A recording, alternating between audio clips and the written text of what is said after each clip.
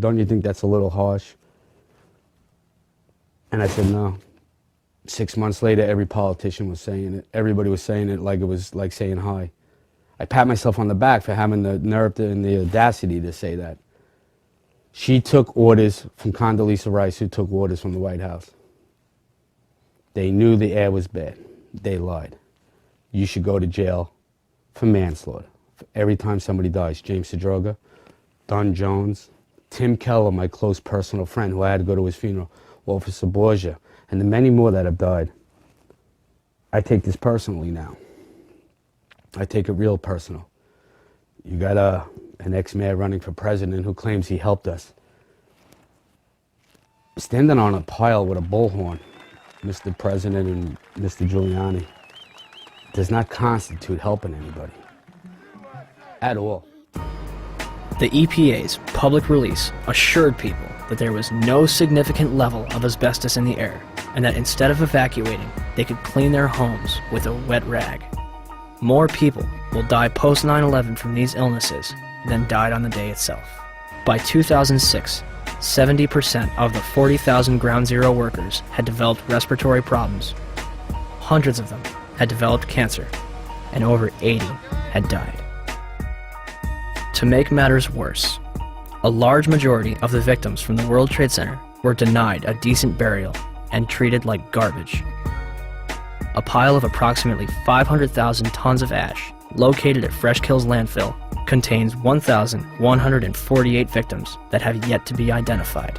Mayor Bloomberg has repeatedly denied family members' requests, replying, "I've only visited my father's grave once."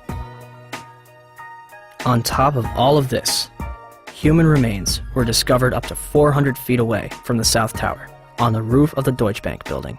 300 bone fragments were discovered between April 7th and 14th, 2006, and more are expected to be found. Is all of the above possible with a gravity-driven global collapse? Were the Twin Towers brought down as a result of the airplanes that struck them and the fires that followed? Or were they brought down in a controlled demolition?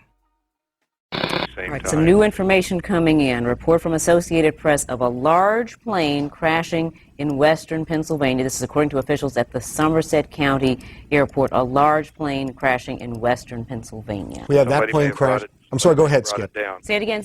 Repeat, please, Skip. I'm saying somebody may have made that horrible decision to go ahead and take the plane down.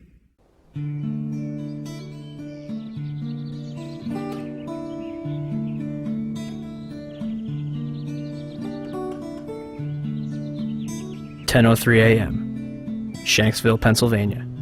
United Airlines Flight 93 allegedly plows into an abandoned strip mine at 580 miles per hour. 20 minutes flying time from Washington, D.C.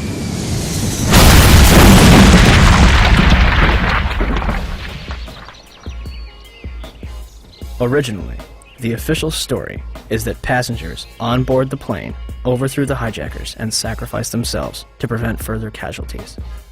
The 9/11 Commission will later conclude that hijacker Ziad Jarrah, anticipating a cockpit overthrow, crashes the plane into the ground.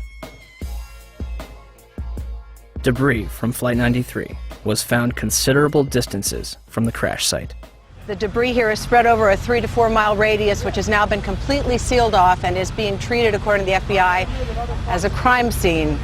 This is one of those cases where the pictures really do tell the story, that sort of the most horrifying aspect of this particular crash scene is how little debris is visible. That's really all you see is a large crater in the ground and just tiny, tiny bits of debris. There has been at least one report that the investigators out there, and there are hundreds of them, as I said tonight, have found nothing larger than a phone book. Well, Darren, in the last hour or so, the FBI and the state police here have confirmed that they have cordoned off a second area about 6 to 8 miles away from the crater here where this plane went down. This is apparently another debris site, which raises a number of questions. Why would debris from the plane, and they identified it specifically as being from this plane, why would debris be located 6 miles away? Could it have blown that far away? Seems highly unlikely. Almost all the debris found at this site is within 100 yards, 200 yards away. So it raises some questions. We don't want to over-speculate, of course. It seems to me, from covering a number of plane crashes on on the scene that, if nothing else, you can say this is not typical for a plane crash to be spread across an area this large? It certainly doesn't make sense because most of the debris has been found in a very compact area, within 100 yards, 200 yards, maybe a little beyond that. And then all of a sudden they're telling us 6 miles away they have another concentration of debris. They say it's very small pieces. Most of these are very small pieces. Most of the pieces here are no bigger than the size of a briefcase, they say, and the pieces 6 miles away maybe even smaller than that. Did they find a plane in Shanksville? Within the last hour. I want to get quickly to Chris Kanicki. He was back there just a couple of minutes ago, and Chris, I've seen the pictures. It looks like there's nothing there except for a hole in the ground. Basically, that's right. The only thing you could see from where we were was a big gouge in the earth and some broken trees.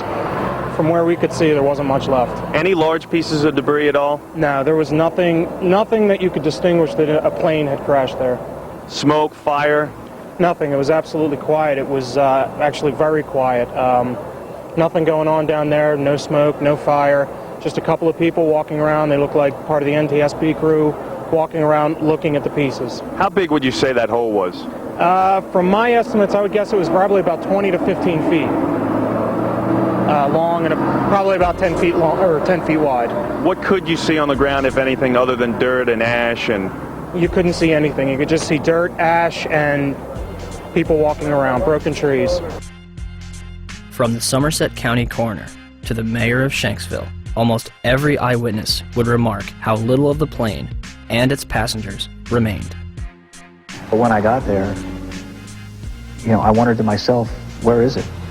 The plane was just totally disintegrated. The only thing we didn't see were people. Nothing to indicate that there was even anybody on the plane. I remember asking a state trooper that was there to be sure, is that where the plane went down? It was so hard to tell because there was nothing around. The Pennsylvania state website puts it best. It is difficult to believe that a 757 plunged into the ground with such force that the plane literally disintegrated and created a still, smoldering crater. Is there any historical precedent for a commercial airliner disintegrating upon impact? The emergency services realize their task is hopeless. John Heavey and his team confront the horror of the scene. The twisted wreckage of 191 lies scattered for hundreds of meters. Debris has smashed into the trailer park, destroying 5 homes. In 1988, Pan Am 103 exploded in mid-air over the town of Lockerbie in Scotland, killing 270 people. Terrorists checked a bag containing a bomb into the hold, but didn't board the plane. The sea below them is on fire.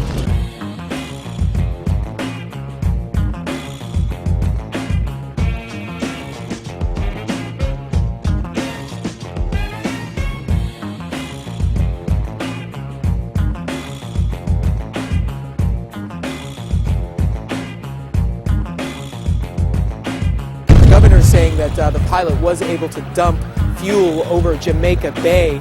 It immediately veered over to the right and it came nose down only a block away from where I was working. And the room just exploded. My daughter got blown through the patio doors. My wife got blown into the living room and I got blown out the patio doors behind my daughter. Several blocks away from the primary crash scene, the aircraft may have been rocked by vibrations severe enough to knock the engines off the wings. Jim, let me just tell our audience what you're looking at. These are from Jamaica Bay. This is clearly a part of the plane. Yes, that would be the horizontal stabilizer, the vertical tail fin on the back of the airplane.